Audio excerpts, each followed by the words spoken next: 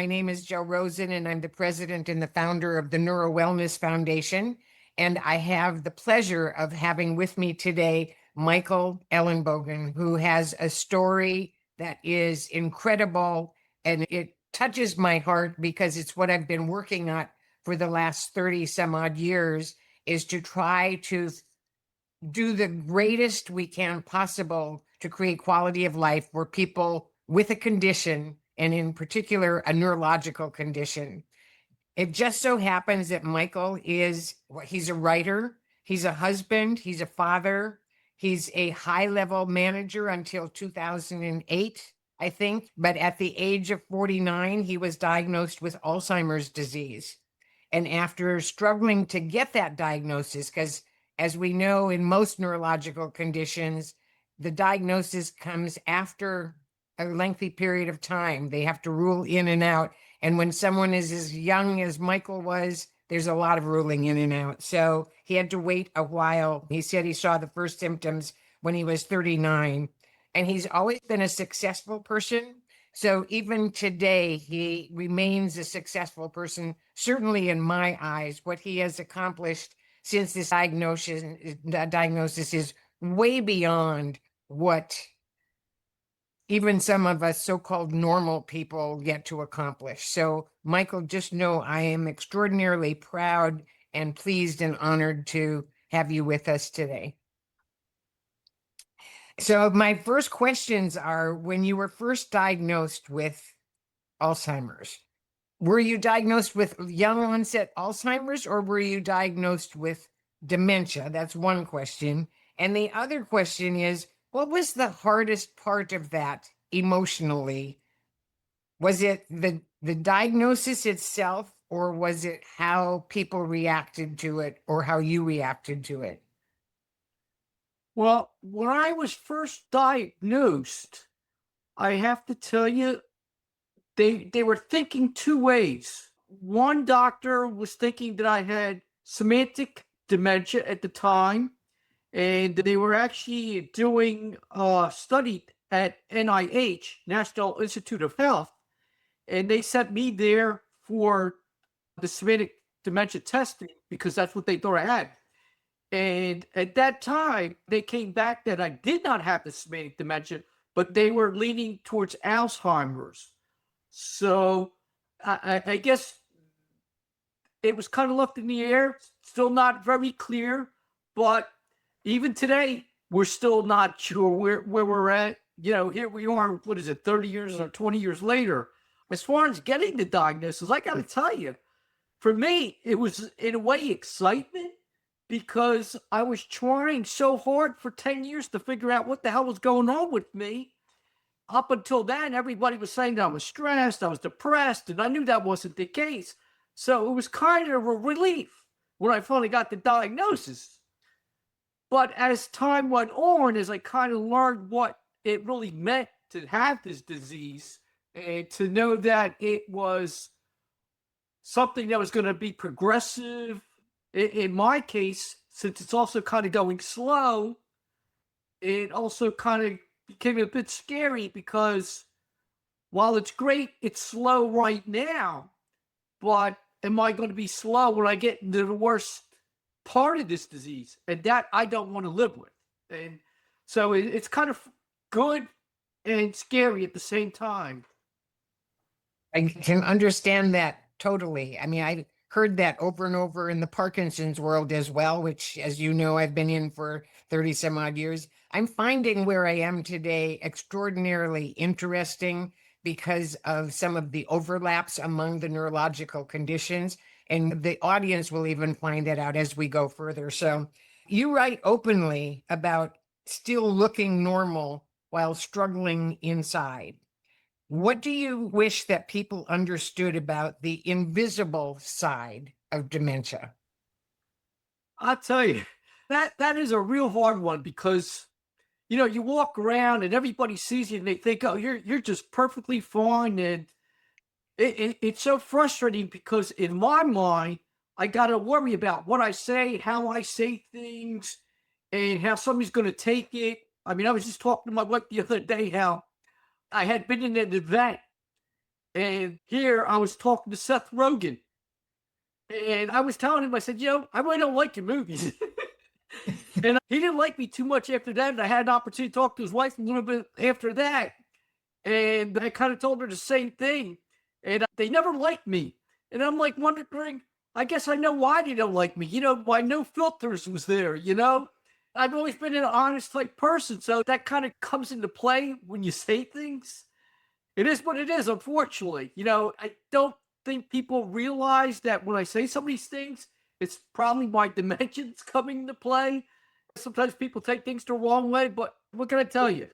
I'm pretty sure they don't understand it because I know that with my late husband, I went through it. When you get used to hearing someone, when they seem to go off base, if you will, it's very disconcerting to the listener to say, what is going on here? But where I am today with you is to find out what was going on within you and whether or not you recognize that at the time, or does it come and go and you just blow over it?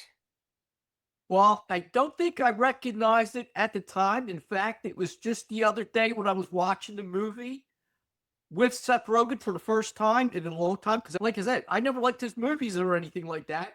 But the other day, I finally watched one that I actually liked. And I said, you know what? I can't believe I said what I said. This is probably 5 years later. It's like, I can't believe I said that to him. And my wife said, yeah, you're no filters.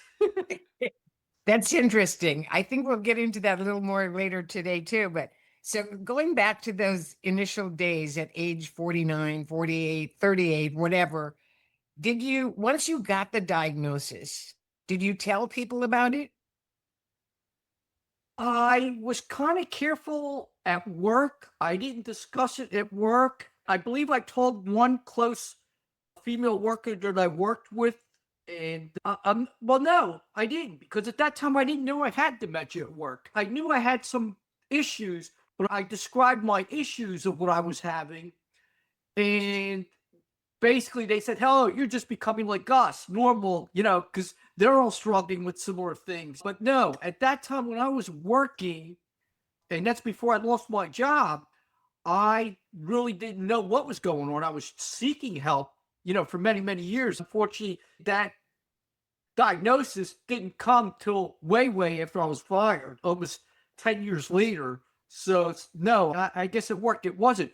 But I was working at another place and I was temporarily kind of working at, I was some kind of a consultant. And what I was doing there was temporarily just trying to get by. And I was struggling so badly there that everybody was helping me out. They really were, to try to keep afloat. And when I finally got the diagnosis, I did tell them there. And that was just about the time that I was leaving the place. But it's a good thing I got it at that time, because I just couldn't function anymore. I mean, I had post-it notes everywhere and then post-it notes for the post-it notes. So would you say that your primary condition at that time was not remembering or the forgetfulness? It was a number of things. It was keeping track of time. It was forgetting acronyms in my field, forgetting people around me.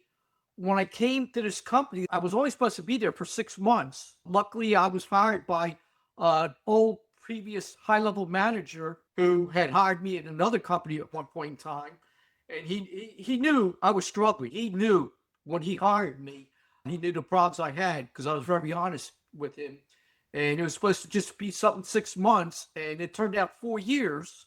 But I was just so struggling. I went to an interview before this, and I was so embarrassed at that interview that I couldn't even do the simplest math or basics. And here I'm applying for a super high level management job, who used to do $1 million budgets and things. And the guy asked me to give him some percentage of some number. And it should have been something I could have done at my head. And then I said, well, I usually don't do it in my head. I use a calculator. So he gave me a calculator, and I couldn't even figure it out on the calculator. I didn't know what I had to enter into a calculator. And here I am in a group with a bunch of people that I'm meeting with. And I tell you, I felt like this big. And that's when it really hit me how bad I really was, that I couldn't even do the basic things anymore. And so later on, we'll get into what you did to work to where you are today. What do you think some of the day-to-day challenges are that people never see? These are your challenges, but people who are not familiar with dementia or Alzheimer's or anything, I mean, what do they not see? Well, today it's really hard. I mean, if it wasn't for my computer, I wouldn't even know to meet with you. Luckily, I have Outlook and it's been set up for me in a way that I enter my times, or luckily, a lot of the times are automatically entered for me because I have Outlook. So, like when you might send me an invitation, it automatically gets updated to my calendar, and that makes it so much easier. Oh, it's life saving for me. So, and my wife laughs at me because I wake up in the morning and she goes, "You got any meetings?" So I said, "I don't know." I don't know until I start to see my computer, and I try to remind myself 2 days in advance of meetings. So once I get the first meeting, I'll say, "Remind me in 8 hours, remind me again." So it just keeps reminding me until that meeting comes. So I'm constantly thinking about that I do have a meeting coming up. So what is really amazing, if as people are listening, is what you invoked in yourself to be of assistance to you in your day-to-day life. Because diagnosis of any of these neurological conditions isn't a walk in the park. To stay as alive or as in the moment as you can, it takes work. Oh, And I'm not sure too many people really understand when they get that diagnosis that if they want to remain as so-called normal as possible for as long as possible, they really have to work at it. And I know that we'll get in a little bit into that area as we go along. I hope that the audience is as proud of you as I am, because I find that amazing that your decision to go forth and do what you did to help yourself is just purely awesome. You know, you were talking, I read your entire, what's the name of it? Is something friendly. What is it? You know it oh, by heart. my dementia friendly initiative or something like that. That 52. Dementia friendly vision expanded. Yes, yes. Yes. Okay. So I read through that. And so some of the questions that you had in there, one of the things that you talked about was how when you get into an environment where there's loudness going on, so it could be even in a party where there are too many people for you, and there's probably too much stimulation. Can you talk a little bit about what is it in that world that overwhelms you? Well, let me make it real clear here. It doesn't have to be that kind of noise, that loud noise. And you think I can be in a room where all I hear is the air duct running because the air conditioner's coming out. To me, that's very loud to my ears. I kind of laugh and say it's dog ears, that I can hear everything. And the sad thing is, I hear it all at the same volume. So when people talk, I'm hearing that other stuff in the background, and it's very difficult to just focus in on the conversation because I hear all the noises. I can tell you, I love to go on cruises and everything, and sometimes I go on these cruises, and we always try to get an area that's real quiet or as quiet as possible. But I gotta tell you, sometimes it's so unbearing, the noise, and I even take headphones and things with me and earplugs, and sometimes it just gets so overwhelming that I can break down crying, that I just can't take it. I just can't take the noise, and I gotta leave the environment. It's that bad. That's amazing. So one of the people that we might want to at some point talk to is an audiologist who might understand dementia or neurological conditions. Because I will tell you that my husband couldn't tolerate being in rooms where there were too many people. It would confuse him and the noise factor, and he couldn't assimilate fast enough to make it make sense. So he did not enjoy going to large parties or where there was a lot of activity.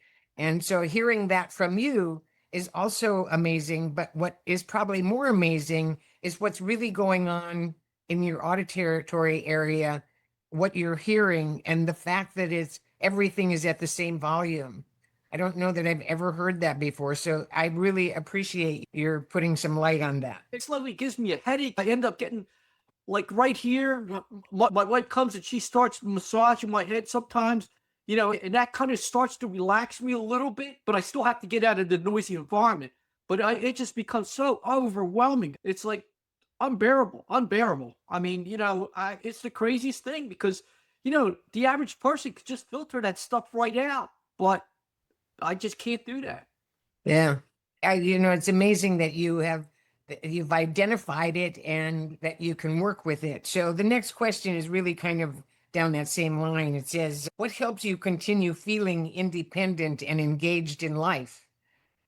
And that's off topic from where we just were, but it's kind of in topic. Well, I should, as much as I say I like to still try to do everything that I could do in the past, I can't, but I do try. Like, for example, I used to climb up on the roofs, climb up on all these different things. And over the years, I've gotten a little bit more worried about them. And in fact, I think about 8, 10 years ago, maybe even longer, I actually got up on the roof, and I was so afraid I was afraid to come down. And the only thing that got me down off that roof at that moment in time was I'm thinking, oh my God, I got to call the fire department to get me off. And somehow I managed to get off of that roof. But it hasn't stopped me. It hasn't stopped me. I mean, I went out and I bought this gear that has it's like fits you like a vest around your legs. It's like a harness. So now I climb up and I got these hooks that I clip on things, and I still go up there. I have my wife watch me, but I have her watch me because as I'm going up the towers and things like that, there's things that I might hit my head on. So as I get near those things and say, hey, point those things out to me, because I can't process multiple things at once. So I need somebody to help and guide me as I'm doing that. So while I'm doing one thing, somebody's looking out for the other things for me. So I still go up the towers. And I mean, I think it's crazy when I think about it, but I want to continue to do the things I was capable of doing. I mean, there's so much I can't do anymore. I used to love to tinker with electronics, but today, if I do that, you make one little tiny mistake, it goes poof. Yeah. So Yeah. you can't do those kind of things. As much that was my hobby. I love working with electronics and things like that, but I just can't do any of that anymore. Well, you brought something up though that is also very interesting to me, and I'm sure our audience as well, is what is the biggest lesson that you've learned? You talked about your wife and how she can guide you and she can help in those areas. So what is the biggest lesson you've learned about the role of the caregiver or the care partner? Well, it's kind of scary because I don't always want to help. And she also sometimes doesn't want to be the overwhelming person. So sometimes I think I put her in positions where she doesn't help me. And then I yell at her like, well, why didn't you tell me? It's a tough role. I will tell you, especially, when you're dealing with somebody like me who insists on still continuing and using a chainsaw and all these other things today. But I just don't want, I mean, I get it. There's a lot of things I can't do. And the things I can't do, there's nothing I can do about those. But the things I still can do, and some are more dangerous. I don't know. Have you had a conversation with her about if she thinks that something is too dangerous, would you actually listen to her? I think I do. She'd probably be the one to have to answer you. And she's in the background if you want her to answer that question. But I'm not sure. At this point, I'm not sure. For me, when my husband was alive, we had some very serious talks about those kinds of issues because I wanted to know where did he see me fitting in as he was progressing through his illness. And so I didn't want to step on his toes, but at the same time, I wanted to make sure he was safe because, that part of that was my role. So we had conversations about, and so one of them was about that. If I say no, that you cannot do that, then the answer is no. Would you accept that? And so and we had these conversations when both of us were thinking clearly, or we thought we were anyway.